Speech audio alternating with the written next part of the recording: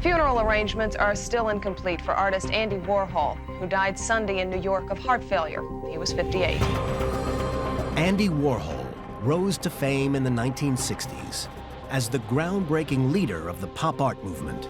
Andy Warhol was probably the greatest artist in the 20th century.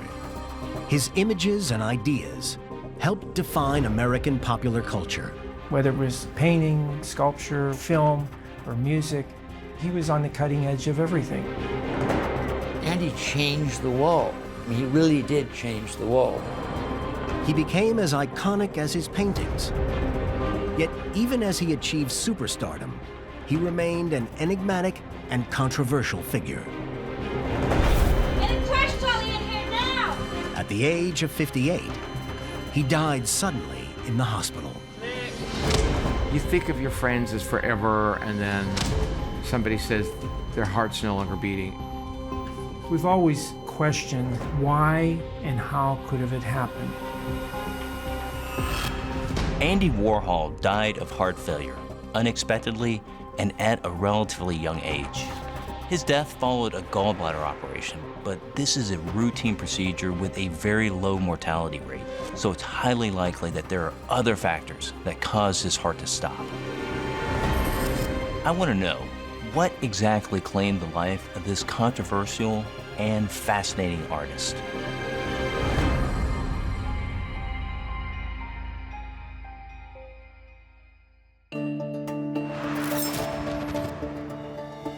World-renowned forensic pathologist Dr. Michael Hunter has performed thousands of autopsies to investigate and reveal the cause of death.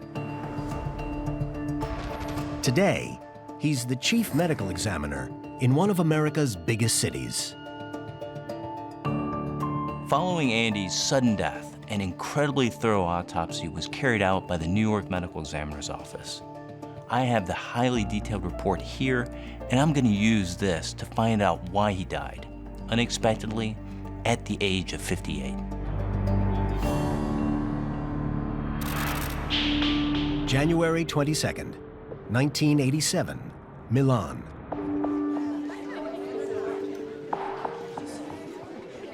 It's the opening of Andy's latest show, and the artist is in attendance with personal photographer Chris Makos.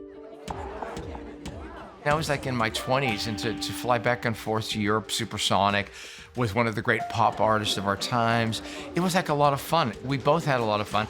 It was cool. Andy unveils an ambitious series of huge, eye-popping images based on Da Vinci's painting, The Last Supper. But the world's most famous living artist attracts as much attention as his paintings. Andy was very loved by the Italians. I think something like 10,000 people came to the opening. At that point, he was a god. He was received like the second coming. The show is a resounding success. But back in his hotel suite, Andy complains he's coming down with the flu. He decides to cancel the rest of his interviews and spends the rest of the trip in his room. After splitting with his last boyfriend 2 years previously, Andy is single and alone. He was very depressed because he thought, well, now what? You know, like, who's gonna go for me now? The Last Supper will turn out to be Andy's last show of new work.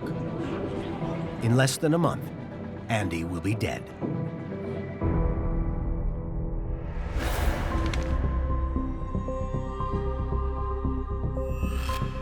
Andy had a very busy work and social schedule. Although this was a lifestyle he'd been leading for more than 30 years, he was now approaching 60. His flu-like illness could be a warning that he's overdoing it or a sign of something more serious.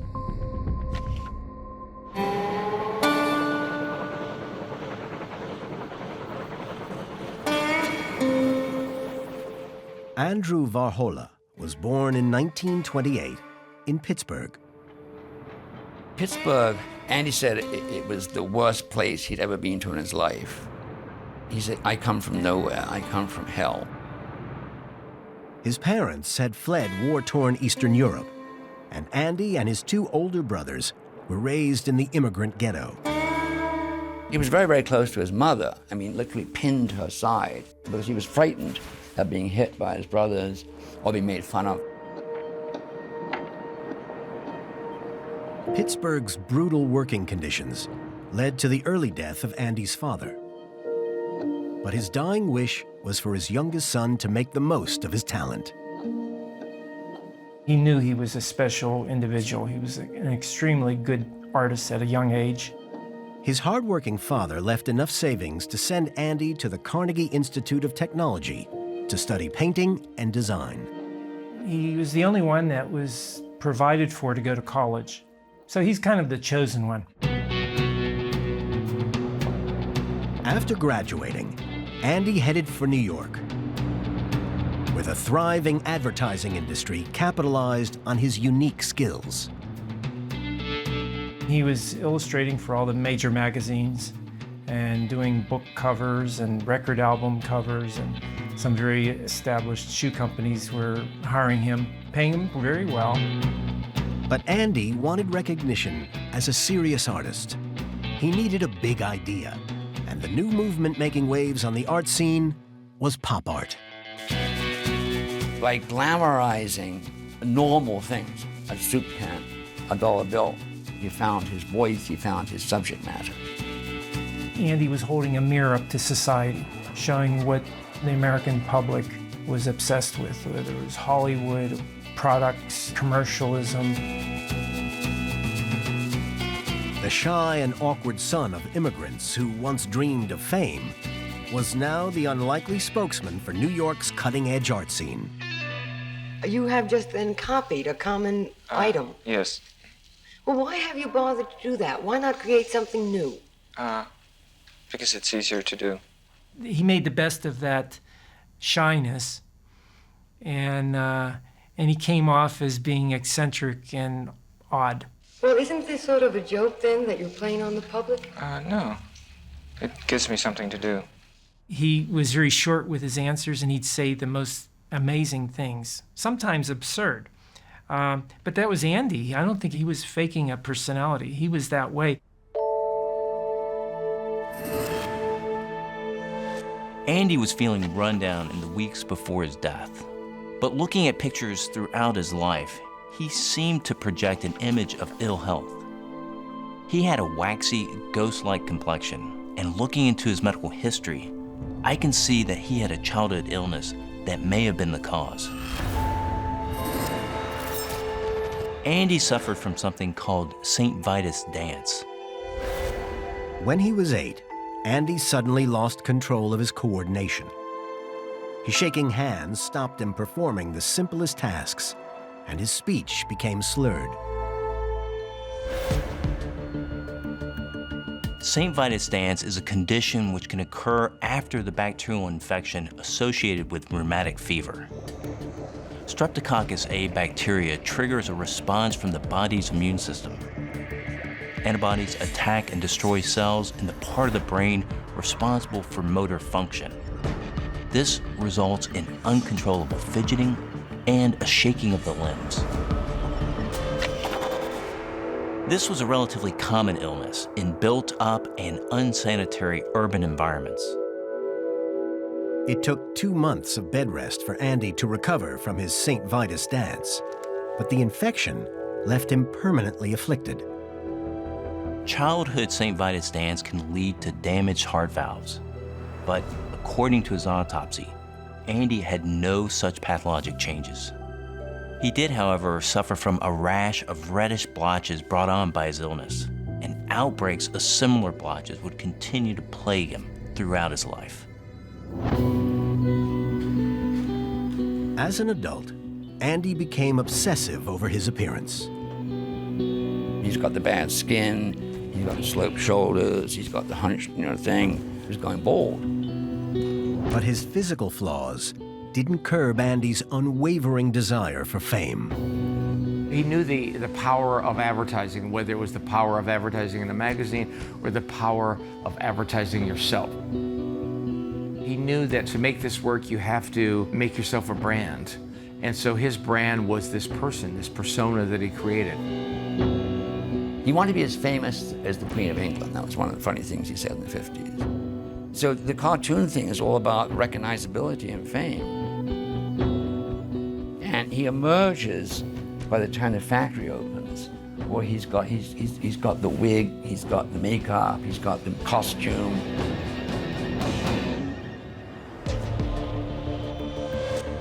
Andy struggled with blotchy skin throughout his life, and he had regular injections of collagen, as well as using creams and makeup to cover up his face. I don't believe these treatments played any role in his death, but there is a medication that Andy used for his appearance that jumps out as potentially dangerous. He tried to lose weight as a young man by taking a diet pill called Obitrol. It's a form of amphetamine or speed, and he admitted that this drug became a daily habit. Footage from the mid-1960s captures Andy at his creative peak, assisted by a collective of free-thinking radicals. There's a big change when he gets involved with the amphetamine, the A-heads, who shot methamphetamine hydrochloride, went out for days and days playing opera. Amphetamine works by increasing neurotransmitter activity in the brain, stimulating the central nervous system. It makes users energized and able to stay awake for extended periods of time. But the increased heart rate and blood pressure mean that heavy speed use can lead to a number of heart complications. And I wonder if Andy's speed habit triggered a fatal heart problem. He's very associated with drugs, and he did use that to publicize the image of the factory as being a very druggy place. It was a very druggy place. But Andy himself was not very druggy. He just took one pill a day. He was not like gorging and taking a lot more. He took one. And with that little diet pill, helping him to concentrate was very important to him. Looking at Andy's autopsy report, I'm surprised to see that his heart is in fairly good condition. And according to his toxicology report, he tested negative for amphetamines, as well as cocaine and cannabis. So whatever killed Andy, it wasn't recreational drugs, and I'll have to look elsewhere for a cause of death. Friday, February 13th, 1987, 9 days before his death. Andy is back home in New York. The flu symptoms he was feeling in Milan appear to have subsided, so he attends his weekly appointment with a personal trainer. I was always under the impression my uncle was extremely healthy. He took great care of himself. Andy was one of the strongest people I've ever met. He once gave me a big bear hug, and his arms felt like wood, and his back felt like steel. It was quite remarkable. Andy's close friends describe a man who was taking great care of himself in his later years. But there are other reports that Andy was often seen with a bottle of a painkiller called Demerol. He had a small medicine bottle where you would, when no one was looking, he would take a couple of drops. Demerol is a strong opioid painkiller, normally prescribed in a hospital, and it's unusual that Andy was taking it. It does tell me that something was causing him considerable discomfort. And looking further into his autopsy, I found shocking evidence that Andy was no stranger to pain. He had 8 large scars across his abdomen, the longest of which measured 10 inches. Andy suffered a life-changing trauma at some point in his life.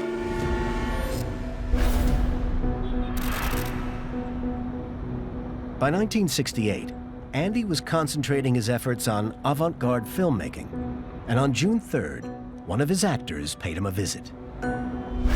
Valerie Solanas was a radical feminist writer who wanted Andy to produce her play, but Andy refused. She's in the elevator and she's got this paper bag in her hand. He goes into the factory, he's got a big meeting.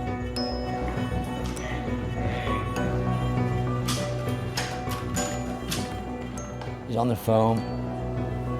Valerie's standing there feeling very closed out because they're all doing stuff and she's just standing there and they're ignoring her. then she takes the gun out of the paper bag, and no one sees it. And then she turns toward Andy, and he sees her. Says, "No, don't do it, Valerie, don't do it." She shoots, and she misses. No, Valerie, don't do it! She shoots again. And the bullet went in, swooped down, it came out through here, went through his spleen, his lungs, and he's on the ground, he's screaming, blood's flowing out.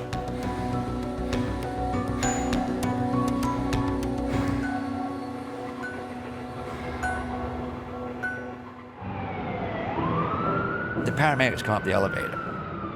They have to carry him down 4 flights of stairs. So at that point, he passed out. They go to the hospital in about 5-6 minutes, and they put him on the operating table. Andy hears him saying, "There's no chance." And he died.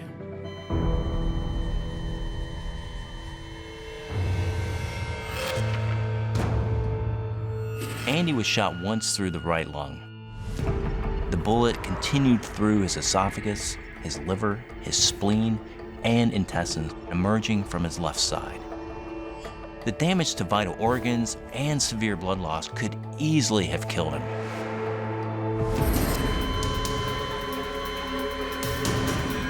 He died for a few minutes.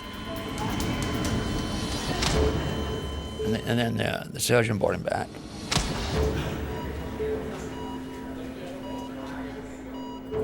I was a 13-year-old in Pittsburgh, and we got word this kind of insane actress tried to kill him, and he was in critical condition in the hospital in New York.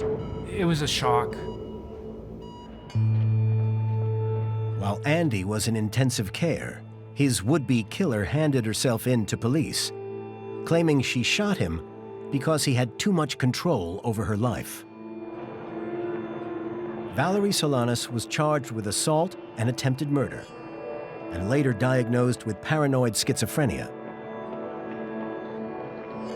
After serving 3 years, she was released, but spent much of the rest of her life in and out of institutions. The incident scarred Andy for life. He had several procedures, several surgeries. They were really putting him back together. There was a lot of internal damage. And after the surgeries, a lot of pain. According to the medical examiner records, Andy's surgery led to a subphrenic abscess, which is an infection below the diaphragm. In order to treat the problem, his surgical wounds had to be reopened. This weakened his abdominal wall, and his intestines protruded through, causing a ventral incisional hernia. It also left him with abundant adhesions, or internal scars, throughout his abdomen. In a documentary from 1973, Andy reluctantly opened up about his scars. Can we talk about your scars?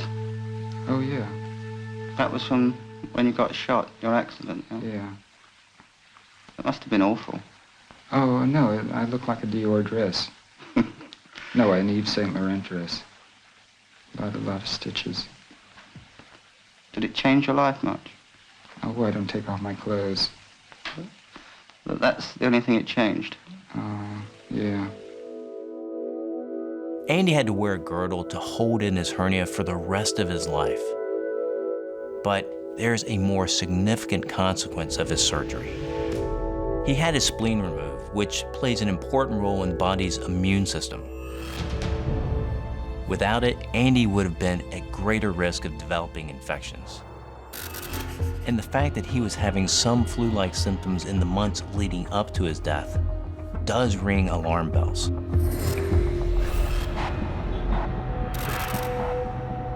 Saturday, February 14th, 1987. 8 days before his death. Andy has an appointment with his dermatologist, Dr. Karen Burke.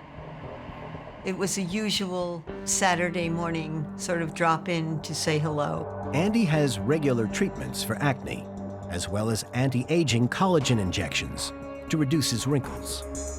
This time I could see he was clearly in pain.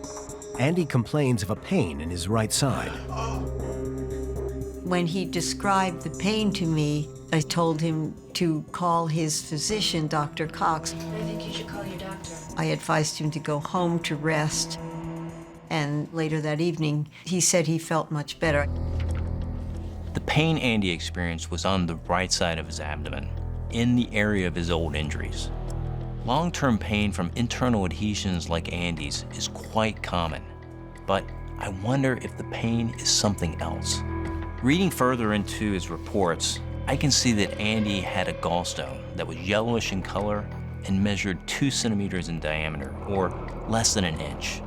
It's a common condition for someone of Andy's age, and often gallstones go unnoticed and untreated. But there's a reason Andy's gallstone was causing him pain. It was trapped in his hepatic duct and blocking the flow of bile into his digestive system. This leads to a painful but temporary inflammation of the gallbladder called biliary colic. The more frequently this inflammation occurs, the greater the risk of developing a gallbladder infection. And if an infection goes untreated, it can become fatal.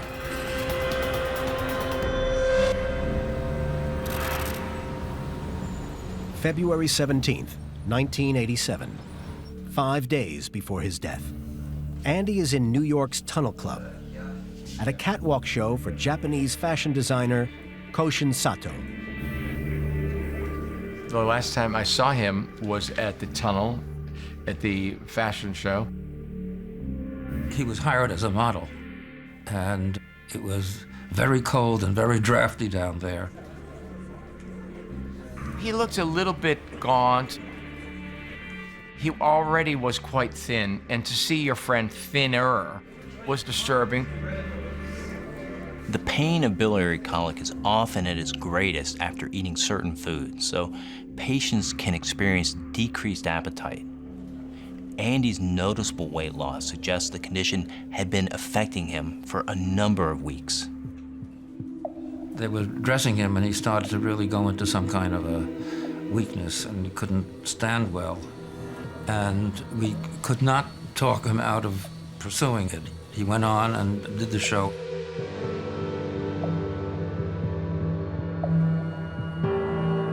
Afterwards, he lost all of his energy and said, "Stuart, quick, get me out of this place."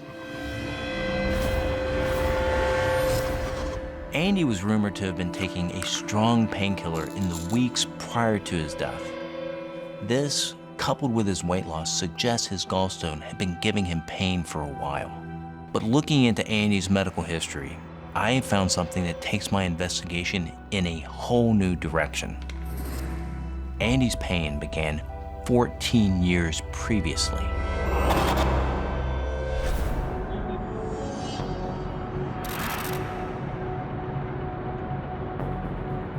By 1973, Andy had moved on from his brush with death and regained his creative drive. He now funded new projects through commissioned portraits for his social network of wealthy clients. It was at the home of one such socialite that Andy collapsed in excruciating pain. He was taken to the hospital and diagnosed with a gallstone. But when doctors advised him to have an operation to remove his gallbladder, Andy refused. The biliary colic caused by Andy's gallstone is a condition that flares up and then subsides. So his pain would not have been constant, and he managed it for 14 years. But he was told repeatedly to have his gallbladder removed. It's a straightforward operation with a low mortality rate. So I wonder, why did Andy go against the advice of his physicians? I think everybody that knew Andy well, they knew that he had a fear of hospitals. When he used to drive by hospitals, he would turn his face away from them. He didn't even want to look at them. Andy's shooting and subsequent surgery had a devastating emotional impact that would affect him for the rest of his life. Post-traumatic stress disorder happens when the event is so traumatic, we're not able to cope. Symptoms include recurring thoughts. You may have nightmares about it. It affects your sleeping, it affects your eating, it affects your mood. Given what Andy went through, this would no doubt have been exactly the type of thing that would cause post-traumatic stress. But Andy's fear of hospitals took root long before the near-fatal shooting. His father had liver disease from poisoned water on a job site that he'd been working on. And his father said, if I go to the hospital, I'm not going to come back. Andy was 14 when his father died in the hospital of liver failure. In those days, they laid up the body in the house for a few days. And Andy hid under the bed for the whole time. It was a very traumatic experience for him. Right after his father died, his mother got extremely ill with cancer, and they were almost sure she was going to die. And she went into the hospital. Julia Varhola spent weeks in the hospital, receiving life-altering surgery. Throughout this time, Andy was in constant fear that his mom had died. She finally comes home, but she's like so destroyed. These two events, the father's death and the mother's near death, begins the long story of Andy's fear of hospitals.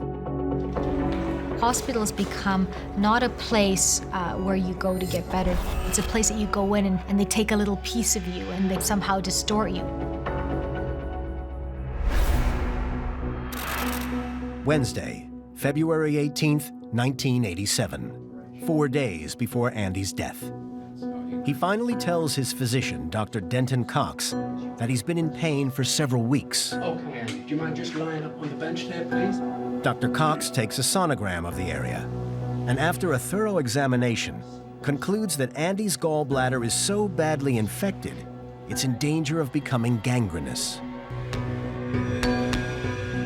If Andy's gallbladder burst, it could lead to a life-threatening case of peritonitis.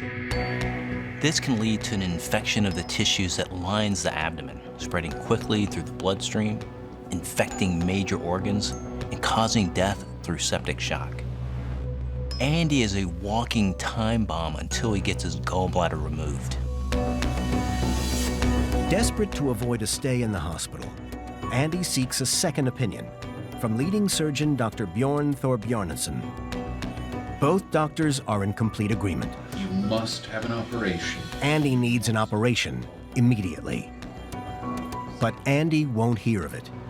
He pleads for an alternative treatment that doesn't involve the hospital. He would always say, if I ever go in, I'll never come out. He would repeat that very prophetically. Unfortunately for Andy, surgery is the only option. Andy was so afraid of hospitals, he refused surgery, even when his condition became life-threatening. So I now wonder, did he wait too long and die from infection? Andy Warhol's sudden death in 1987 sent shockwaves through the art establishment. Now, world-renowned pathologist Dr. Michael Hunter is analyzing his autopsy report to find out what was going on in Andy's body during his final days. According to the report, Andy's gallbladder indicated acute inflammation and long-standing chronic disease. He had this gallbladder problem, which left him constantly in pain. After putting off surgery for 14 years, Andy's gallbladder had become so dangerously inflamed, it was life-threatening. Friday, February 20th, 11 a.m. 2 days before his death, Andy finally admits himself to New York Hospital. Escorted by an assistant, he checks in under the name Bob Roberts. None of us in the family had any inkling that he was to go into the hospital. He didn't want to bother his two brothers with the simple procedure. He didn't want them to fuss and probably come and visit, so he didn't tell any family members. Saturday, February 21st. At 8:45 a.m., Andy is anesthetized, and the surgery to remove his gallbladder begins. But the internal damage from his 1968 shooting poses an immediate problem. What would normally be a routine operation is made far riskier by Andy's adhesions and hernia. To reach the gallbladder, the surgeons had to cut through Andy's internal scar tissue and fix his hernia and repair the abdominal wall. Dr. Thorbjarnarson has to proceed with absolute caution. Cutting through the web of Andy's internal scars could easily result in an accidental incision to one of his major organs. This meant that Andy's operation lasted considerably longer and put an increased amount of stress on his body. The surgeon removes Andy's infected gallbladder. He later recalled the organ was so gangrenous, it fell apart in his hands. Gangrene occurs when the body tissue dies due to a lack of blood supply. The tissue is infected with bacteria, and if this enters into the bloodstream, the infection can spread and lead to sepsis. Sepsis happens when the body is fighting infection and responds so fiercely that it triggers an intense inflammatory response. Inflammation hinders blood flow and can stop blood reaching major organs, leading to organ failure. Sepsis contributes to almost half of all hospital deaths.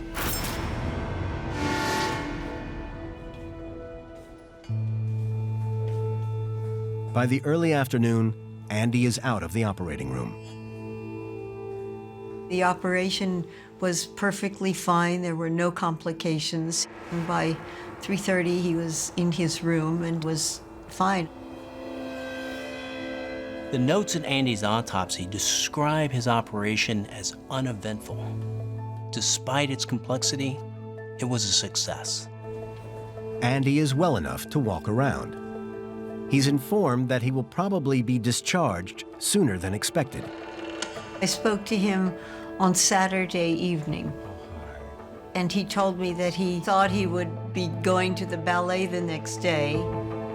At 8 p.m., Andy is administered morphine to alleviate his pain and help him sleep.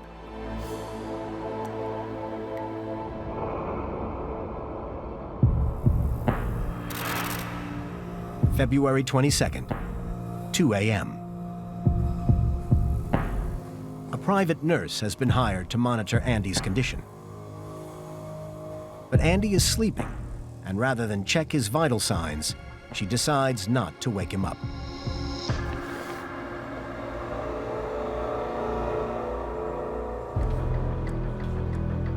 At 5:45 a.m. The nurse checks on Andy, but cannot find a pulse. She tries to wake him, but he's unresponsive. A cardiac arrest code is called. When the arrest team arrive, they find him cold to the touch, and his skin has turned blue. Get a crash trolley in here now! Clear. Clear.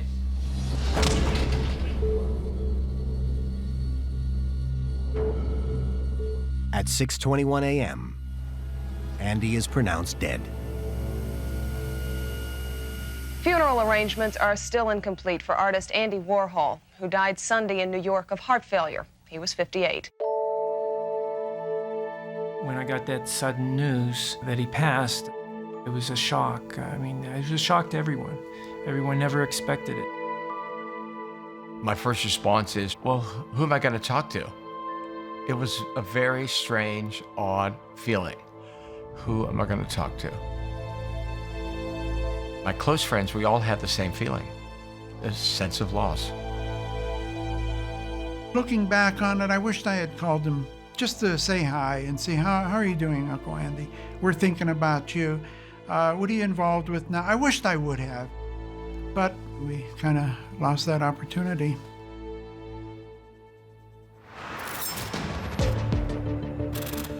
Expert pathologist Dr. Michael Hunter is investigating whether the infection from Andy's gallbladder spread into his bloodstream and triggered fatal sepsis. Sepsis is a massively debilitating condition that causes high fever, breathing difficulties, and increased heart rate. Patients need immediate intensive care. But Andy was walking around in good spirits and showed no sign of being in need of urgent care. And looking at the autopsy, there are no signs of major infection outside of his gallbladder. So, although he'd put his life in danger by waiting so long to have the operation, the infected gallbladder played no role in his death. He was perfectly good, he was recovering, but that night something seriously happened and he didn't wake up. Andy's initial death certificate reads, pending further study. So the cause of death was not readily apparent at autopsy. However, the report does throw up something that intrigues me. The medical examiner had doubts over the hospital's response to Andy's condition, stating, "Notes and recordings do not adequately reflect his clinical status during the morning hours." The private duty nurse was supposed to check him every hour. She didn't. Basically, it's questionable who was watching him that evening.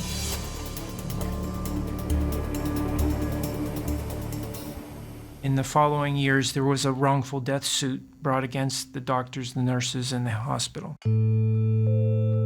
The lawyers of Andy Warhol's estate argued that Andy died from hypervolemia or fluid overload, and that hospital staff failed to notice that he was unable to process the amount of fluid he was being given intravenously.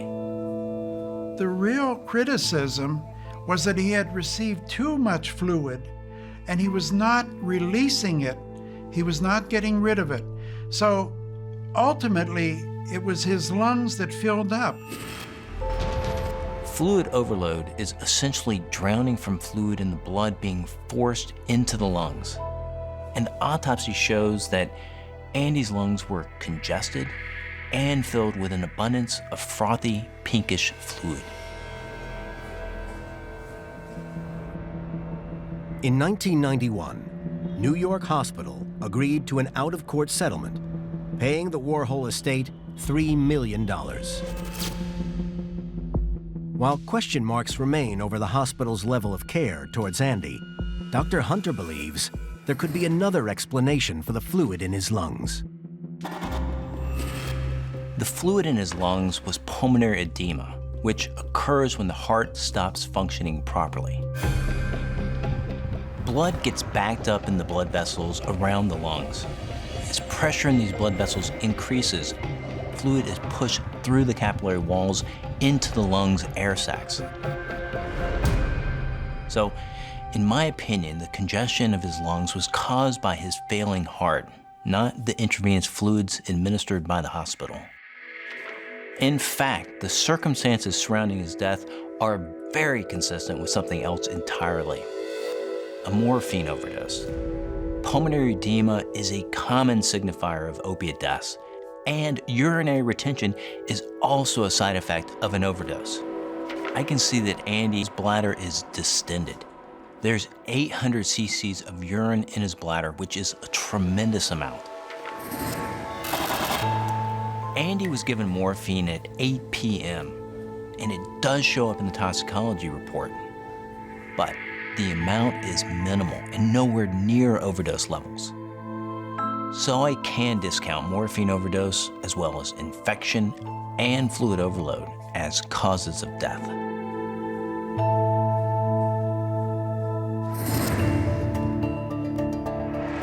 This is one of the most fascinating and truly challenging cases I've come across.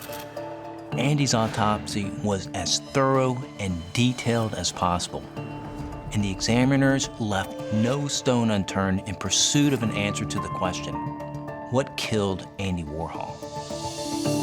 They tested for cyanide so they could rule out foul play through poisoning. They checked his lungs for pneumonia to rule out a hospital-acquired infection. They even submerged his heart in water to check for air bubbles in the bloodstream so they could rule out an embolism from surgery. But they struggled to find a definitive answer.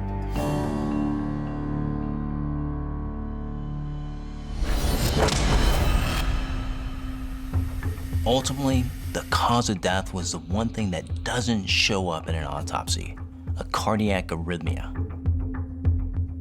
This is a sudden change in the heart's rhythm, causing the heart to beat erratically and ineffectively. In Andy's case, resulting in sudden cardiac arrest. The specific cause of his arrhythmia cannot be understood through the autopsy findings alone. The difficulties to his surgery caused by the scars from his 1968 shooting would have undoubtedly put his body under a lot of stress. But whether this stress played a role in triggering his heart arrhythmia, I can't say for certain. We've never accepted that he just died from some heart eurythmia, or it was just a sudden heart attack. We never believed it. We may never know the exact reason, but I think we will always wonder. These almost inexplicable deaths are extremely rare. The irony of Andy Warhol's death being such a mystery does not escape me. He was an enigma throughout his life, and it seems his death was no different. For me, Andy hasn't really died. He's always there. You know, it's not like he just disappeared. It's the work, it's the children of Warhol that are out there. He was certainly the greatest person I've ever met, the most fascinating person I've ever met, and probably one of the only geniuses I've ever met. You won't get another Andy Warhol.